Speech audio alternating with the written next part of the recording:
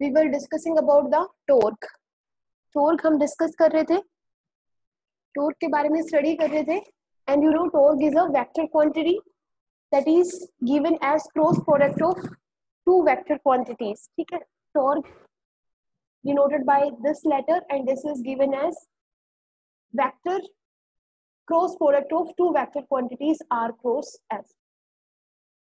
ठीक है, r आपको पता है it is the distance between couple of forces and f is the force. ठीक है, जो आप force apply कर रहे हो and by the application of this force this turning effect is created in the body and this turning effect is known as torque due to which a body rotates. ठीक है, ये हमने study किया था कि टॉर्क जो है वो हम इस फॉर्मूले से क्या करेंगे, रिप्रेजेंट करेंगे. Torque is represented by letter tau and this is given as cross product of two vector quantities r cross s. ठीक है, ये हमने डिस्कस कर लिया था. As you know torque is a vector quantity, इसका magnitude can be find out by this formula. Now we will talk about its direction. Direction of torque, torque की direction आप कैसे फाइंड आउट करोगे? तो बेटा टॉर्क की direction आप right hand thumb rule से भी फाइंड आउट कर सकते हो या फिर सिंपली मैं अगर आपको बताऊं कि टॉर्क की डायरेक्शन को फाइंड आउट करने के लिए सपोज ये आपके पास r है. ठीक है, this is the direction of r और you can say r you have taken along x axis and this is the point of application of force. कि आपने जो फोर्स है वो इस पॉइंट पे लगाया है, ये आपके पास फोर्स हो गया इन अपवर्ड डायरेक्शन. ठीक है, तो आपके पास if distance between the two forces, क्योंकि आपको पता है सेकंड फोर्स जो है वो डाउनवर्ड डायरेक्शन में लगेगा, तब ये बॉडी क्या करेगी, रोटेट करेगी एंटी क्लॉकवाइज डायरेक्शन में. तो एक्स एक्सिस के अलोंग आपने क्या ले लिया, डिस्टेंस. वाई एक्सिस के अलोंग आपने क्या ले लिया है, फोर्स.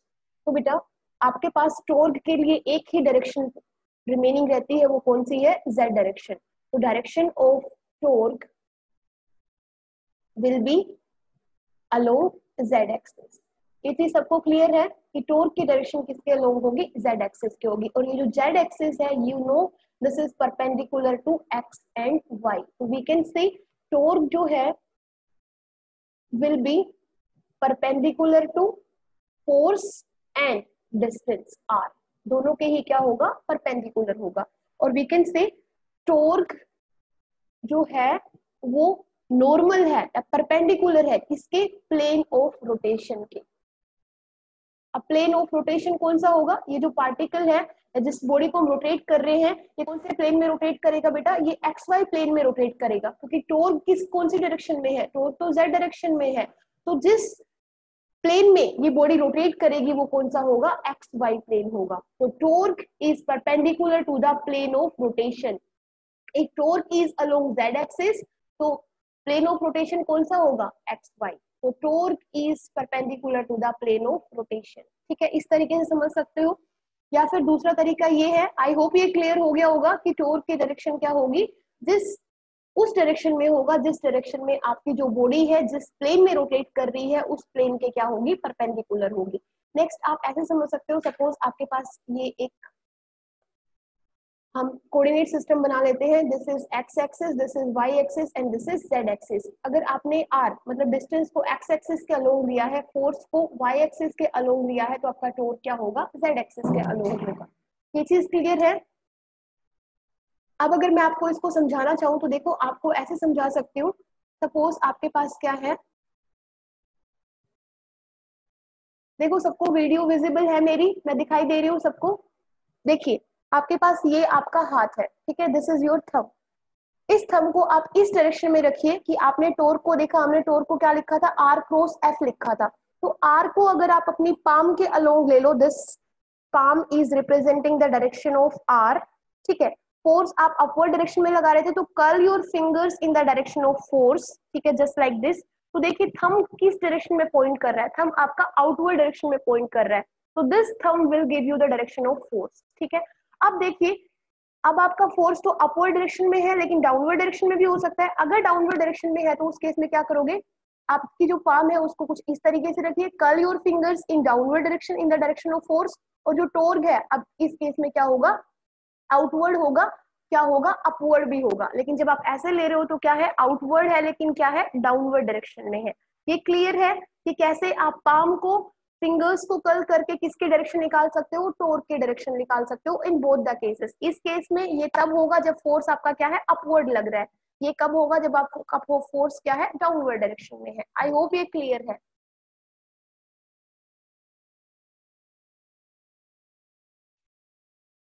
क्लियर है बेटा, आगे चले। Okay, let's come back to the topic. I hope direction clear है। डायरेक्शन में आप क्या लिखोगे कि हम लोग आर को अपने पाम के डायरेक्शन में लेंगे, फिंगर्स को कर्ल करेंगे, फोर्स की डायरेक्शन में ये हो गया आर और ये हो गया आपका एफ। फिंगर्स को आपने कर्ल किया फोर्स की डायरेक्शन में, जो आपका थंब होगा, thumb will point towards, point in the direction of torque. ठीक है, थंब आपको किसकी डायरेक्शन देगा, टोर्क की डायरेक्शन देगा। अब आप एक बार पाम को कुछ ऐसे करेंगे, ठीक है, अपवर्ड में, ठीक है, जो बिल्कुल स्ट्रेट होगा। एक बार पाम को क्या करेंगे, डाउनवर्ड डायरेक्शन में, सो दैट जो अगर फोर्स होगा, अगर वो डाउनवर्ड है, तो जो आपकी फिंगर्स की डायरेक्शन होगी वो क्या होगी, डाउनवर्ड होगी। ठीक है, ये था डायरेक्शन ऑफ टोर्क के लिए। अब आगे चलते हैं। Our next topic is expression for torque in Cartesian coordinates. Expression for torque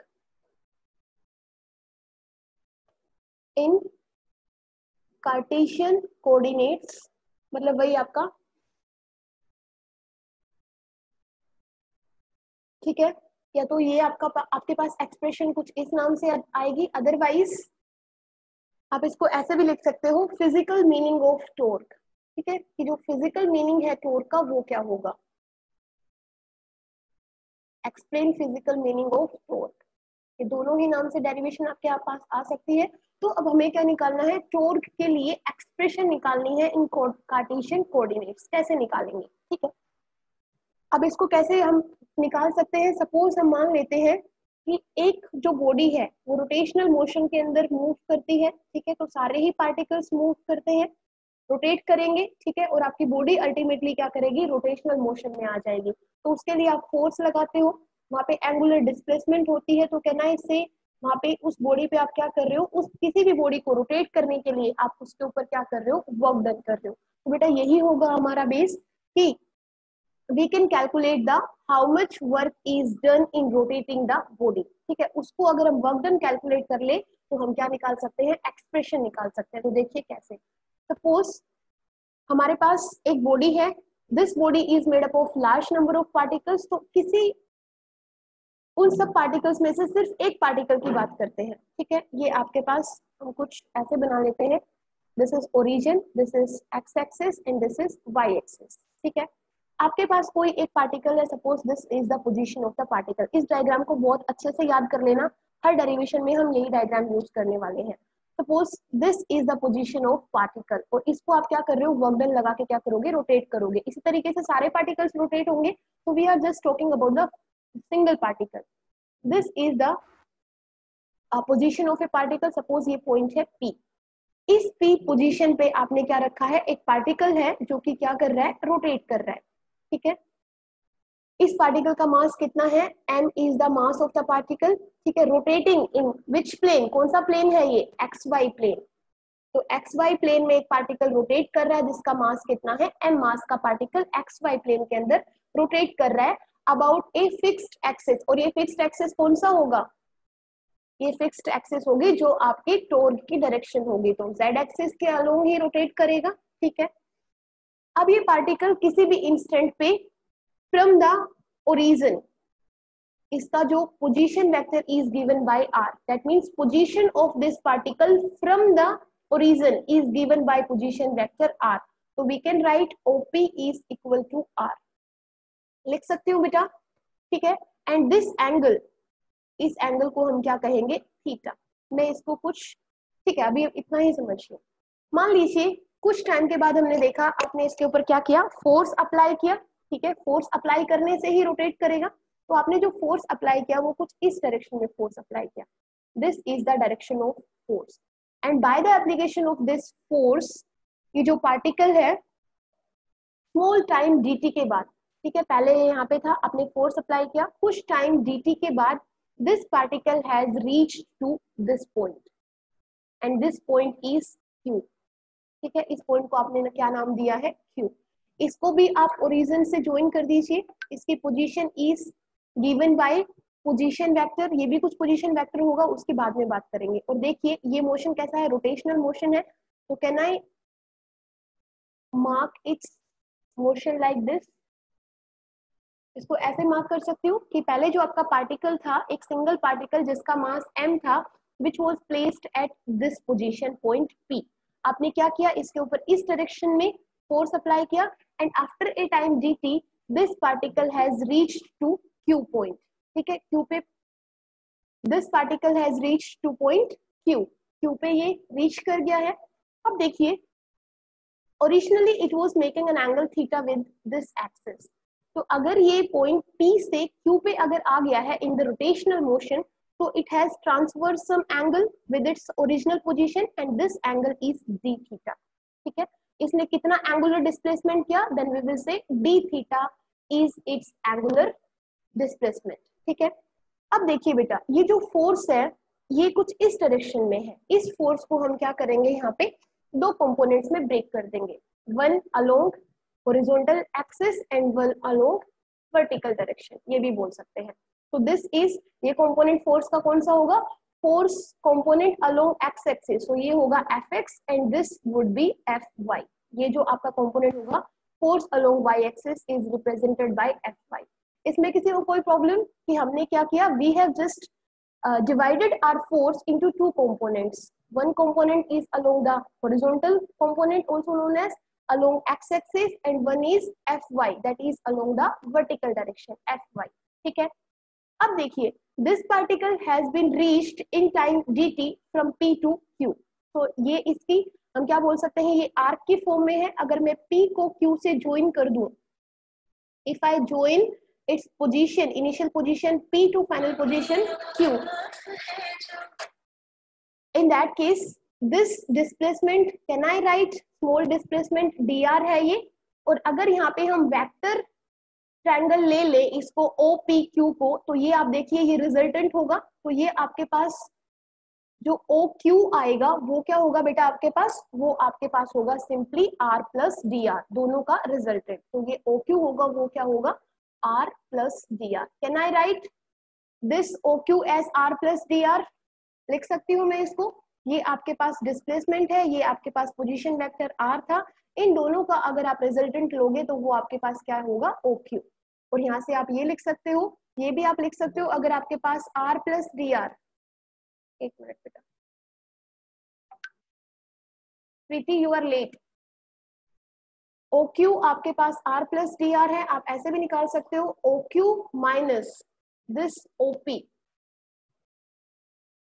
अगर माइनस कर देते हो तो भी यू विल गेट OQ। देखिए कैसे, this OQ is given as R plus dr minus OP, OP is R, R से R आपके पास कैंसिल हो गया and you are left with dr। ये किसके इक्वल है, ये आपके पास इस PQ के इक्वल है। ठीक है, ये तो आपके पास यू ऑल्सो नो ये क्या है, डिस्प्लेसमेंट है। तो ये क्लियर है, हमने क्या किया यहाँ पे, हमने सिर्फ ये देखा कि this particle has traversed an angle d theta with its original position. तो यहाँ पे d थीटा आपके पास क्या है, एंगुलर डिस्प्लेसमेंट है, ये आपके पास r है, ये आपके पास dr है। तो ये जो OQ है वो किसके इक्वल होगा, R प्लस dr के इक्वल होगा। ये PQ किसके इक्वल होगा, आपके पास PQ होगा किसके इक्वल, dr के इक्वल।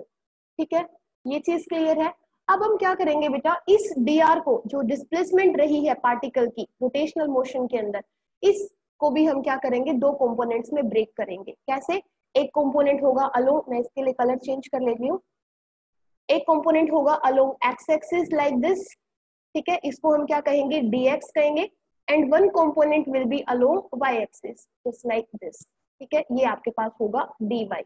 यहाँ तक किसी को कोई प्रॉब्लम है, यस एनी स्टूडेंट, कि हम कैसे कर रहे हैं, कैसे कंपोनेंट्स में ब्रेक कर रहे हैं dr को और f को, कोई दिक्कत है, आगे चले, मूव ऑन करें। ओके बेटा, देखिए ये हमने क्या किया, again I am repeating my self, आपका जो डिस्प्लेसमेंट था वो कुछ इस डायरेक्शन में था। ठीक है, इस डिस्प्लेसमेंट को we have divided into two components, one component along X axis dx and one component along dy। That means Y axis के अलोंग जो कंपोनेंट है इस डिस्प्लेसमेंट का that would be D Y, X axis के along है होगा वो होगा डी एक्स। अगर यहाँ तक प्रॉब्लम नहीं है तो कोई प्रॉब्लम नहीं है, अब आगे सोल्व हो जाएगा। अब देखिए your particle has been reached from P to Q, that means small amount of work done आपने किया है, because देखिए आपने फोर्स लगाया है और फोर्स लगाने से डिस्प्लेसमेंट भी हुई है। You have applied a force F on the particle and displacement is dr, तो जब फोर्स भी लगा रहे हो एंड डिस्प्लेसमेंट भी हो रहा है और फोर्स और डिस्प्लेसमेंट का multiplication will give you work done, that means इस पार्टिकल पे आपने क्या किया है, इसको रोटेशनल मोशन में लाने के लिए you have done some work on this particle. तो अब हम क्या लिखेंगे, we have applied some work on the particle, तो small amount of work done किया गया in rotating this particle from P to Q। तो small amount of work done को हम डिनोट करते हैं by the letter dw, और work done आपके पास स्केलर क्वांटिटी है, इसके ऊपर वेक्टर लगाना नहीं है, तो इसको हम कैसे लिखेंगे, this work done is dot product of two vector quantities। तो देखिए फोर्स भी आपके पास क्या है, वेक्टर क्वांटिटी है, displacement is also vector quantity, तो two dot products of vector quantities will give you work done over here, ठीक है, फोर्स और डिस्प्लेसमेंट। अब देखिए बेटा फोर्स आपके पास है F, लेकिन हमने इस फोर्स को क्या किया था, दो कंपोनेंट्स में ब्रेक किया था, Fx और Fy। इसी तरीके से डिस्प्लेसमेंट आपके पास dr है, बट इस डिस्प्लेसमेंट को भी आपने क्या किया है, दो कंपोनेंट्स में ब्रेक किया है। तो हम फोर्स को अगर कोऑर्डिनेट्स फॉर्म में लिखे, रेक्टेंगुलर कंपोनेंट्स की फॉर्म में लिखे, तो फोर्स आपके पास क्या होगा, देखिए एक्स एक्सिस के अलोंग जो फोर्स है उसको हम लिखेंगे Fx, और एक्स एक्सिस के अलोंग जो यूनिट वेक्टर होता है उसको हम लिखेंगे I, ठीक है। प्लस कैसे लिखोगे, फोर्स का एक component is along y axis also, y axis के अलोंग भी फोर्स का एक कंपोनेंट है, तो उसको हम लिखेंगे Fy, और y एक्सिस के अलोंग जो यूनिट वेक्टर होता है वो होता है आपके पास j, ठीक है। तो ये हो गया आपके पास force. In the same way you have divided the displacement into two components, so we will write down the components of rectangular components। dr को हमने rectangular components में break किया है, तो इसको हम कैसे लिख सकते हैं, dx, ठीक है, और dx के अलोंग, dx किसके अलोंग है, x एक्सिस के अलोंग, तो ये भी आपके पास होगा I, और ये भी आपके पास होगा dx और dy, और ये होगा j, ठीक है।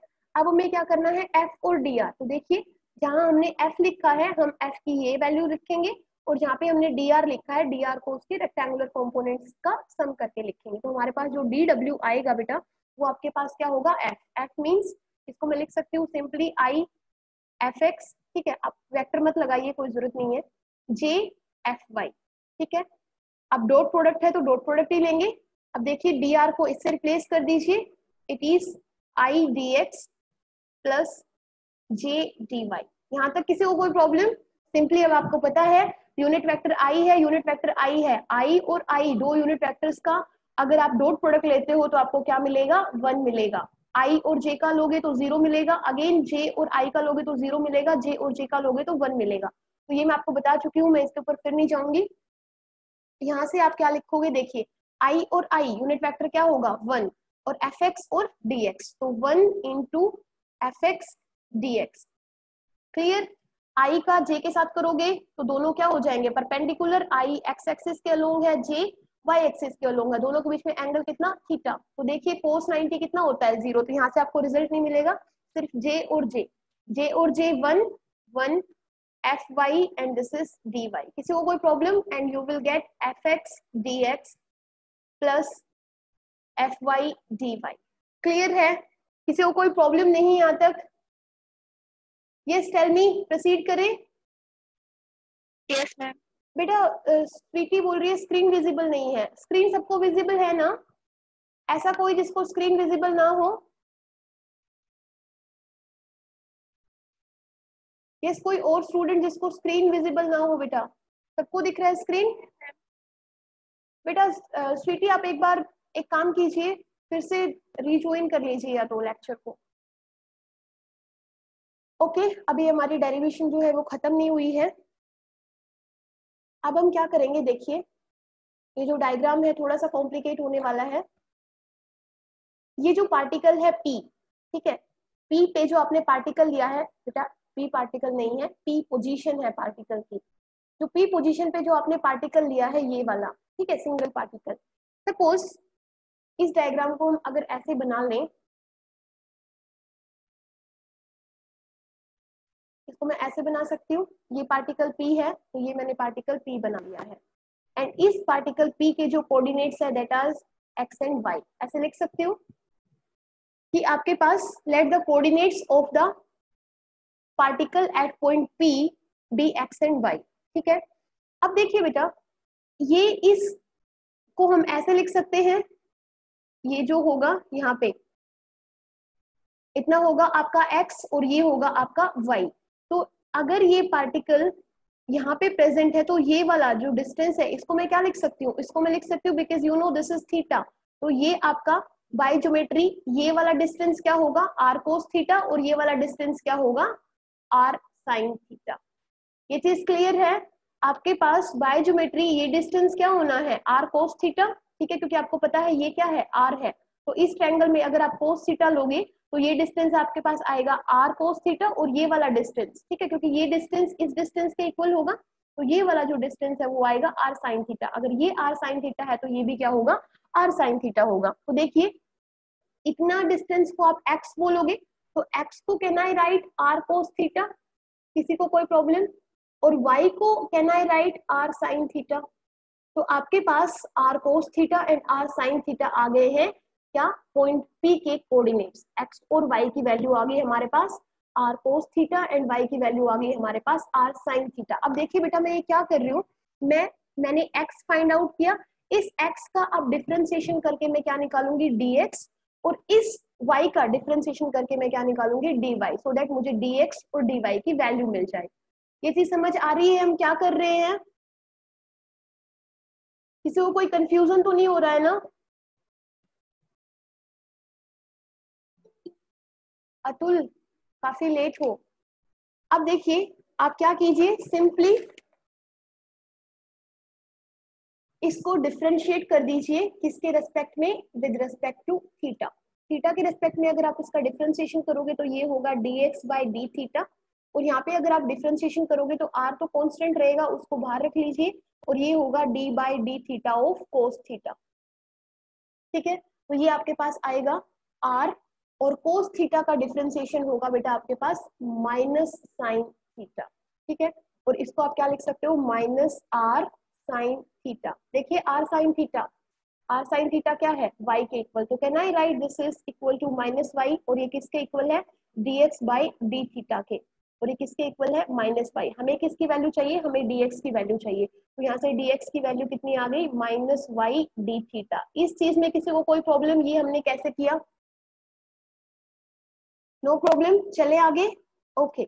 इन द सेम वे अब हम क्या करेंगे, y का डिफरेंशिएशन करेंगे किसके रेस्पेक्ट में, थीटा के रेस्पेक्ट में, तो वो क्या होगा, वो होगा dy बाई डी थीटा, और ये आपके पास हो जाएगा r d by D theta, और किसका साइन थीटा है अंदर, तो साइन थीटा का डिफरेंशिएशन क्या होगा, r तो सेम रहेगा आपके पास, और साइन थीटा का डिफरेंशिएशन क्या होगा कोस थीटा। तो देखिए r cos थीटा को आप क्या लिख सकते हो x, तो आपके पास dy बाई डी थीटा आ गया है कितना x, तो यहाँ से अगर आप dy की वैल्यू निकालो तो वो कितनी आ जाएगी x d थीटा।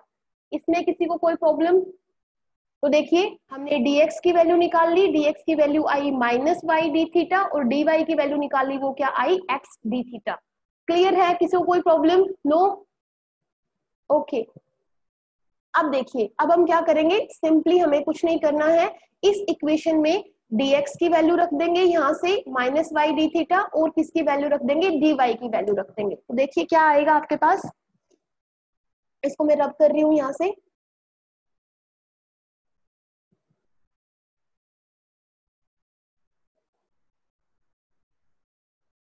हमें क्या करना है work done, that means dw की वैल्यू फाइंड आउट करनी है, dw इज fx, तो fx ही रखेंगे, और ये आपके पास dx क्या है बेटा माइनस वाई डी थीटा, तो ये होगा माइनस वाई डी थीटा, ठीक है, प्लस क्या है fy है, तो ये हमने fy रखा, एंड दिस इज dy, तो dy की वैल्यू क्या है x d थीटा,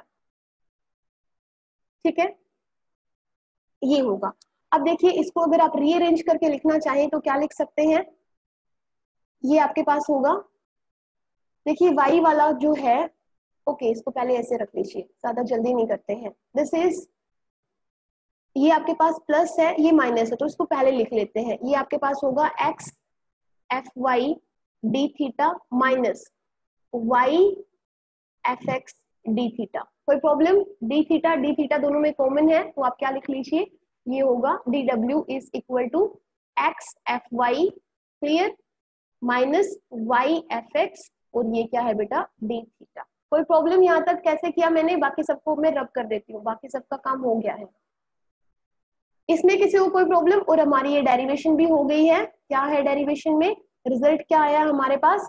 हम सिंपली क्या करेंगे अब, ये देखिए जो डी डब्ल्यू है, amount of work done that is given as, इसको हम रिप्लेस कर देंगे torque which is in Z direction, और ये क्या होगा, थीटा। ठीक है, यहाँ से torque along Z axis is replaced by F, देखिए ये क्या है, एक्स, और ये क्या है, F Y, that means displacement is along X axis and force is along Y axis. ठीक है, minus displacement is along Y axis, force is along X axis. ठीक है, तो इन दोनों का फोर्स और डिस्प्लेसमेंट, ठीक है, तो ये आपको क्या देगा, टॉर्क देगा अलोंग जेड एक्सिस। ठीक है, तो हमने इसको रिप्लेस कर दिया डी जेड और डी थीटा। तो this is our expression for torque in Cartesian coordinates. The torque is along z-axis and it is given as x fy minus y fx. ये आपकी जो एक्सप्रेशन थी उसका रिजल्ट ये है। किसी को कोई प्रॉब्लम है तो बताइए क्यों लिखा हमने, कैसे लिखा? यस, क्लियर है, आगे चले, कोई दिक्कत? Yes, tell me. ओके, अब देखिए बेटा, इसको आप क्या लिख सकते हो, मैंने आपको बताया था expression for torque in Cartesian coordinates, X Y और जेड तीनों कोऑर्डिनेट्स हैं, तो यही आपकी एक्सप्रेशन है कि torque is given by this equation. ठीक है, इस इक्वेशन से हम लिखेंगे, एंड ये जो इक्वेशन है इसी से हम फिजिकल मीनिंग भी क्या करेंगे, टॉर्क का डिफाइन करेंगे। फिजिकल मीनिंग क्या है टॉर्क का, कि देखिए आप क्या लिखते थे, work done is equal to force into displacement, यही लिखते थे। और मैंने बताया था कि अगर आप लीनियर मोशन में फोर्स की बात करोगे तो रोटेशनल मोशन में किसकी बात करोगे, टॉर्क की बात करोगे।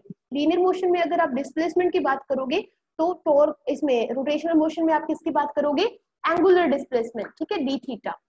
और फोर्स और डिस्प्लेसमेंट का अगर मल्टीप्लीकेशन वर्क डन है तो टॉर्क, क्योंकि जो क्या है, torque is the quantity which we can compare with the force. अगर फोर्स लीनियर मोशन में हम फोर्स की बात करेंगे तो रोटेशनल मोशन में same role is played by torque.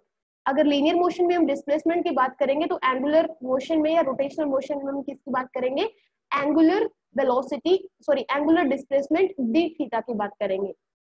तो यहाँ पे अगर फोर्स और डिस्प्लेसमेंट का मल्टीप्लीकेशन आपको वर्क डन देगा तो यहाँ पे टॉर्क और एंगुलर डिस्प्लेसमेंट का मल्टीप्लीकेशन भी आपको क्या देगा, वर्क डन। तो फिजिकल मीनिंग में हम ये लिखेंगे कि टॉर्क क्या है, एक क्वांटिटी है इन रोटेशनल मोशन। टॉर्क में हम किसकी बात करते हैं, रोटेशनल मोशन में ही हम टॉर्क की बात करेंगे। तो torque is a quantity in rotational motion, rotational motion के अंदर वो क्वांटिटी है विच व्हेन मल्टीप्लाइड, देखिए टॉर्क को जब आप मल्टीप्लाई कर रहे हो किसके साथ, एंगुलर डिस्प्लेसमेंट के साथ, तो आपको क्या देगी, वर्क डन देगी। तो torque is the quantity in rotational motion which when multiplied by the angular displacement will give you work done. ठीक है, and this quantity किसके corresponds है, force के corresponding है, and this quantity corresponds to force in linear motion। जब इस force को linear motion में हम डिस्प्लेसमेंट के साथ मल्टीप्लाई करते हैं तो भी हमें क्या मिलता है, वर्क डन मिलता है। तो this is the physical meaning of torque. कि torque is a physical quantity which when multiplied by the angular displacement in the rotational motion will give us the work done, and it corresponds to the quantity force in linear motion which when multiplied by the displacement will give us work done। ठीक है बेटा, कि force और displacement का हम multiplication लेते हैं तो भी हमें वर्क डन मिलता है, और इन द सेम वे अगर आप टॉर्क और एंगुलर डिस्प्लेसमेंट का मल्टीप्लिकेशन लोगे तो भी आपको क्या मिलेगा, वर्क डन मिलेगा। किसी को कोई प्रॉब्लम है तो बताएं, अदरवाइज नेक्स्ट टॉपिक पे चलो मैं। Any problem? Physical meaning clear है टॉर्क का, कि फिजिकल मीनिंग क्या है? फिजिकल मीनिंग में आप यही लिखेंगे कि टॉर्क वो फिजिकल क्वांटिटी है रोटेशनल मोशन के अंदर जिसको अगर हम एंगुलर डिस्प्लेसमेंट के साथ मल्टीप्लाई करेंगे तो हमें क्या मिलेगा, टॉर्क मिलेगा। ठीक है बेटा, चले। ओके,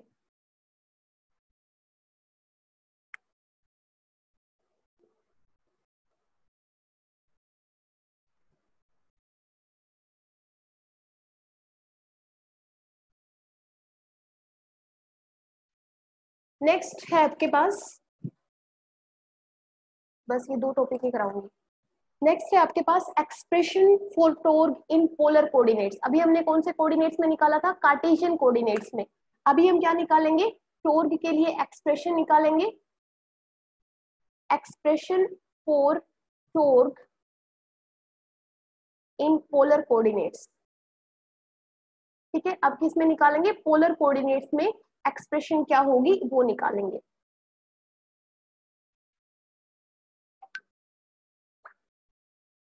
ठीक है, ये अभी हम पीछे वाले डायग्राम पे ही जाएंगे बेटा। देखिए, जैसे हमने पीछे वाला डायग्राम ड्रॉ किया था कुछ इस तरीके से कि ये आपके पास ओरिजिन है, this is X axis and this is Y axis. देखिए ये एक एक एक्सप्रेशन है, ये बहुत इंपॉर्टेंट है और बहुत ध्यान से समझना है इसको। जहां पे भी प्रॉब्लम आए प्लीज बताना मुझे।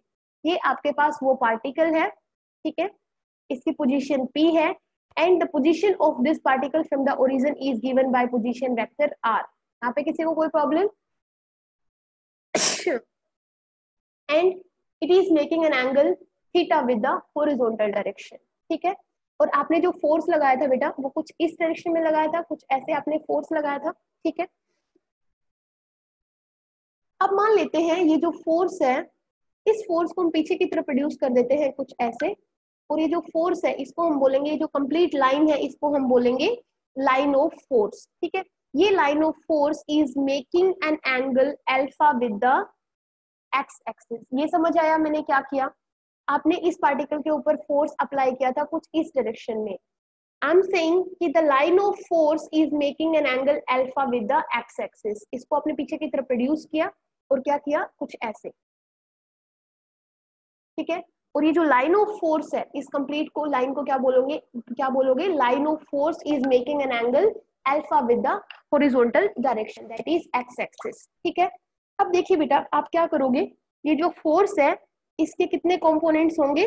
दो कंपोनेंट्स होंगे। अब ये फोर्स है, इसके दो कंपोनेंट्स होंगे, एक अलोंग एक्स एक्सिस और दूसरा अलोंग वाई एक्सिस, कुछ ऐसे। तो फोर्स के दो रेक्टेंगुलर कंपोनेंट्स होंगे,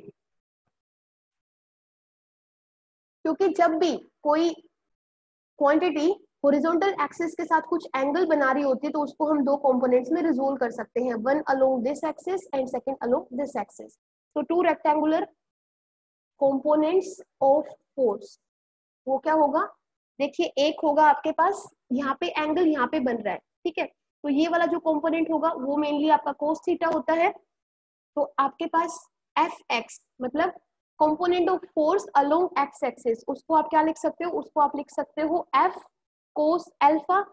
ये लिखते थे एफ कोस, क्योंकि एंगल कितना बना रहा है हॉरिजॉन्टल के साथ फोर्स, तो यही एंगल लेंगे, ये नहीं लेंगे क्योंकि ये एंगल तो आर बना रहा है, फोर्स कितना एंगल बना रहा है हॉरिजॉन्टल के साथ? अल्फा, तो this is F cos alpha. इसी तरीके से एफ वाई होगा तो वो क्या होगा? That means component of force along Y axis upward direction में, तो ये क्या होगा? F sine alpha. याद है ना, वर्टिकल कंपोनेंट के साथ कौन सा फंक्शन लेते हैं हम? साइन। ये सबको क्लियर है? किसी को कोई प्रॉब्लम तो नहीं इसमें कि मैंने ये क्या किया है? यस क्लियर है बेटा?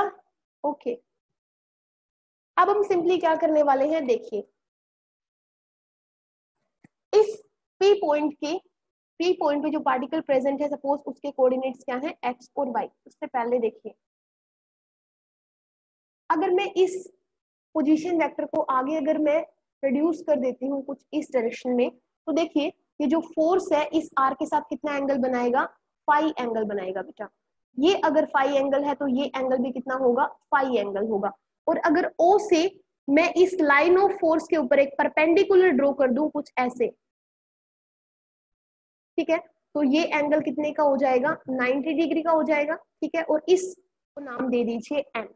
मैंने क्या किया, इस आर को अगर आगे की तरफ प्रोड्यूस किया तो देखिए ये एंगल बन रहा है किसके बीच में? आर और एफ के बीच में। आर क्या है? पोजीशन वेक्टर था, उसी को आपने आगे की तरफ प्रोड्यूस कर दिया, और यू कैन से डिस्टेंस भी है। ठीक है, उस डिस्टेंस और एफ के बीच में कितना एंगल बन रहा है? थीटा। अब अगर इसने लाइन ऑफ फोर्स को आपने पीछे की तरफ प्रोड्यूस किया और ओ से इसके ऊपर क्या डाल दिया, एक परपेंडिकुलर डाल दिया O N. O N is a perpendicular on line of force. ये हमने यहाँ पे किया.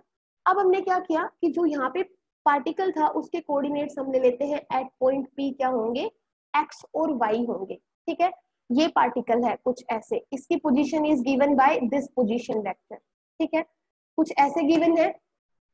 तो यहाँ पे हम क्या कर सकते हैं, ये यहाँ पे आप ये कर सकते हो कि if its position is given by position vector R and इसके कोऑर्डिनेट्स हैं एक्स और वाई. एंड देखिए ये जो आर है ये बेटा कितना एंगल बना रहा है हॉरिजॉन्टल डायरेक्शन के साथ या एक्स एक्सिस के साथ थीटा एंगल बना रहा है. तो can I write X O P, मतलब ये एंगल कितना है, थीटा है. तो यहाँ से ये जो पॉइंट पी है उसका एक्स कोऑर्डिनेट याद रखिए, जैसे ये एक्स कोऑर्डिनेट है, ठीक है, यही तो होगा इतने डिस्टेंस को. लास्ट में भी हमने लिखा था कि आपके पास पॉइंट पी है, इसके कोऑर्डिनेट्स है एक्स और वाई, कुछ ऐसे लिखा था ना. तो ये डिस्टेंस आपके पास क्या हो गया था, यहाँ पे अगर एंगल थीटा है तो इस डिस्टेंस को आपने क्या लिखा था, ये आर है, तो ये हो गया था आर कोस थीटा, और ये आपके पास क्या हो गया था, आर साइन थीटा. तो यहाँ पे हम वही लिखेंगे, X is equal to R cos theta and y is equal to R sine theta. किसी को कोई प्रॉब्लम है तो बताइए. अब हम क्या करेंगे, सिंपली जो हमने टॉर्क के लिए कार्टेशियन कोऑर्डिनेट्स में जो एक्सप्रेशन निकाला था वो क्या था, X F Y minus Y F X. अब हम क्या करने वाले हैं, एक्स और वाई की वैल्यूज यहाँ पे रिप्लेस करेंगे और एफ एक्स और एफ वाई की वैल्यू रिप्लेस करेंगे. बात समझ आई क्या कर रहे हैं? यस, सब सो गए हैं क्या? यस, स्वीटी, तान्या, मोनिका, दियास. हिमांशी प्रेजेंट नहीं है. हिमांशी आप प्रेजेंट हो क्या क्लास में? अब हम क्या करेंगे, इनकी वैल्यूज रिप्लेस कर देंगे सिंपली. एक्स की वैल्यू क्या है आपके पास, एक्स की value is R cos theta. Okay, रख दीजिए आर कोस थीटा, ये हमने रख दी है. एफ वाई की वैल्यू क्या है बेटा, एफ वाई की वैल्यू है हमारे पास F sine alpha. Okay, minus Y क्या है आपके पास, वाई है हमारे पास आर साइन थीटा, तो हमने ये रख दिया है आर साइन थीटा. और हमारे पास किसकी वैल्यू चाहिए हमें, एफ एक्स की. एफ एक्स क्या है, एफ कोस अल्फा. ठीक है, अब हम क्या करेंगे, देखिए आर यहाँ पे है, यहाँ पे भी है, एफ है, यहाँ पे भी है, यहाँ पे भी है. तो आर एफ को हम कॉमन ले लेंगे और इसको रीअरेंज करके एक फॉर्मूला बनाने की कोशिश करेंगे, साइन ए कोस बी माइनस कोस ए साइन बी. देखिए साइन ए कोस बी माइनस कोस ए साइन बी. ठीक है, साइन ए कोस बी, कोस ए साइन बी. और ये फॉर्मूला किसका होता है बेटा, ये होगा आपका साइन ए माइनस बी. तो ए आपके पास क्या है, यहाँ पे अल्फा है, और बी आपके पास क्या है, थीटा. तो अल्फा माइनस थीटा, और ये आपके पास क्या है, टॉर्क भी लिख सकते हो. ये चीज सबको समझ आई. अब हमें क्या करना है, अल्फा माइनस थीटा को हम किसी चीज से रिप्लेस कर सकते हैं. कैसे, देखिए यहाँ पे आपके पास फाई एंगल है, ये फाई एंगल किसके बीच में है, लाइन ऑफ फोर्स, ठीक है, makes with position vector R, दोनों के बीच में ये एंगल है फाई. अगर ये एंगल फाई है तो ये एंगल भी क्या होगा, फाई होगा. ठीक है, और देखिए इस ट्रायंगल में, इस ट्रायंगल के अंदर अगर आप देखें तो देखिए ये दोनों जो अल्फा है वो एक्सटर्नल एंगल है, और ये अल्फा एंगल किसके इक्वल होगा, दो internal angle theta plus phi के सम के इक्वल, क्योंकि external angle is equal to the sum of two opposite internal angles. तो हम इसको रिप्लेस कर सकते हैं यहाँ से.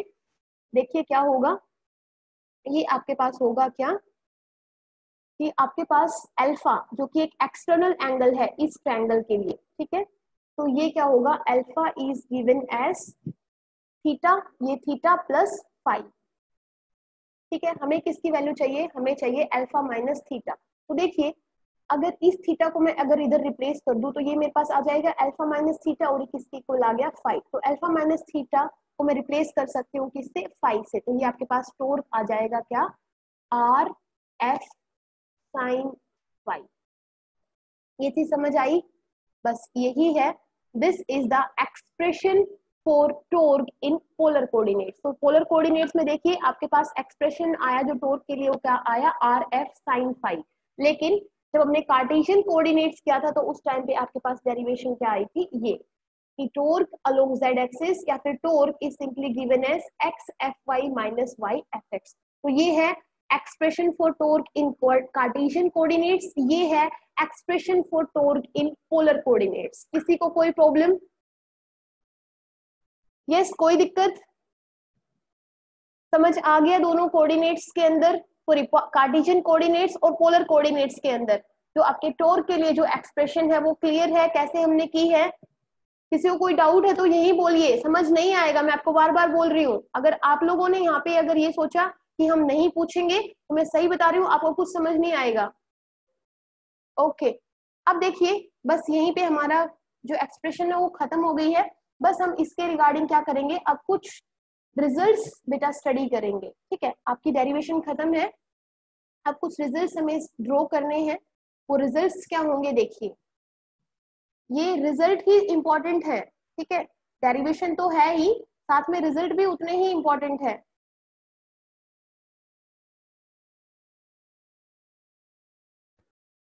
फर्स्ट है देखिए, आपने इक्वेशन लिखा, आपके पास जो पोलर कोऑर्डिनेट्स के अंदर एक्सप्रेशन आया टोर्क के लिए वो आया आर एफ साइन फाई, यही आया है आपके पास।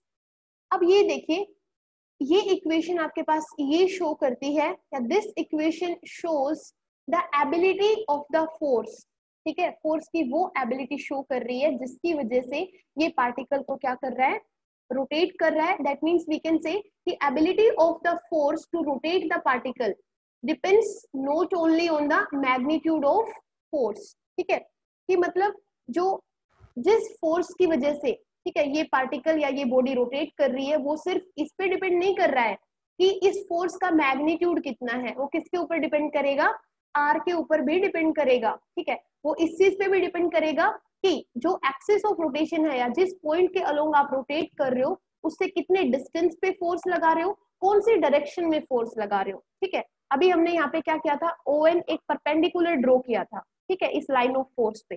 तो अगर हम यहाँ से इस ट्रायंगल में अगर साइन फाई ले ले, ठीक है, ये फाई है, ये देखिए फाई है, ये बेस है, ये परपेंडिकुलर है, तो साइन फाई यहाँ पे आपके पास क्या आएगा, परपेंडिकुलर ओवर हाइपोटेन्यूज। ये आपके पास परपेंडिकुलर है ON और हाइपोटेन्यूज आपके पास क्या है, OP है। तो यहाँ से आप सिंपली OP की वैल्यू आपको पता है R है, तो सीधा आपके पास ON क्या आ जाएगा, ON आ जाएगा आपके पास R साइन फाई, यही लिखोगे। तो आपके पास टोर्क अगर ये है तो देखिए टोर्क आपके पास R साइन फाई को आप क्या लिख सकते हो, R साइन फाई को आप ON लिख सकते हो, ONF, या फिर ये लिख सकते हो torque is equal to F into ON। और ON क्या है बेटा, ON इज द परपेंडिकुलर, क्या लिख सकते हो, ON यहाँ पे क्या है, परपेंडिकुलर है, किसके ऊपर, लाइन ऑफ फोर्स के ऊपर, ठीक है? और आप ये बोल सकते हो कि torque is the product of force and perpendicular distance of line of force, ठीक है, लाइन या फिर line of action of force from the axis of rotation. यही है एक्सिस ऑफ रोटेशन कि जो टोर्क है वो किसका मल्टीप्लीकेशन है, फोर्स का, और जो दोनों के बीच में जो लाइन ऑफ रोटेशन है आपकी, एक्सिस ऑफ रोटेशन है, उसके बीच में जो परपेंडिकुलर डिस्टेंस है, ठीक है, उन दोनों का क्या है, प्रोडक्ट है, ठीक है? अब दूसरी चीज मैंने आपको बताया था कि जो ये टोर्क है वो आर के ऊपर भी डिपेंड करेगा, फोर्स के ऊपर भी डिपेंड करेगा, कितने डिस्टेंस पे आप फोर्स लगा रहे हो। तो देखिए ये आपके पास अगर इतना डिस्टेंस है, ठीक है, आप इस बॉडी को रोटेट करना चाहते हो, तो एक आप फोर्स यहाँ पे लगाओ और एक आप फोर्स यहाँ पे लगाओ, कौन सा फोर्स ज्यादा इफेक्टिव होगा, ये डिस्टेंस, ज्यादा डिस्टेंस वाला फोर्स क्या होगा, ज्यादा इफेक्टिव होगा। सपोज आपके पास ये कुछ ऐसे है, ये आपकी बुक में एग्जाम्पल गिवन है, ये आपके पास यहाँ पे आप क्या लगा रहे हो, एक फोर्स लगा रहे हो, इसको रोटेट करना चाहते हो, ये आपका हैंड है, ठीक है? टॉर्क मैक्सिमम कब हो सकता है, टॉर्क मैक्सिमम कब हो सकता है बेटा, जब आपका आर क्या होगा, मैक्सिमम होगा।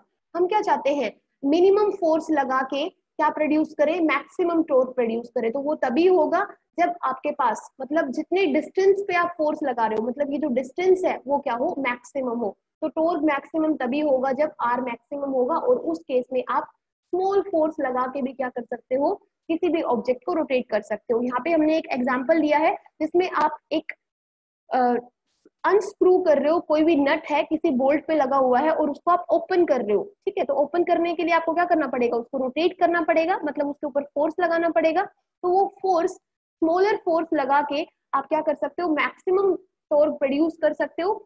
लेकिन आपके पास आर, मतलब जितने डिस्टेंस पे ये, जहाँ पे ये बोल्ट है और जहां से आपने इसको पकड़ा हुआ है वो डिस्टेंस क्या होना चाहिए, मैक्सिमम होना चाहिए। तो टॉर्क जो प्रोड्यूस होगा वो क्या होगा, मैक्सिमम होगा। और स्मॉलर फोर्स लगा के लार्जर डिस्टेंस लेके मैक्सिमम टॉर्क आप क्या कर सकते हो, प्रोड्यूस कर सकते हो। ठीक है बेटा, क्लियर है, काफी है आज के लिए।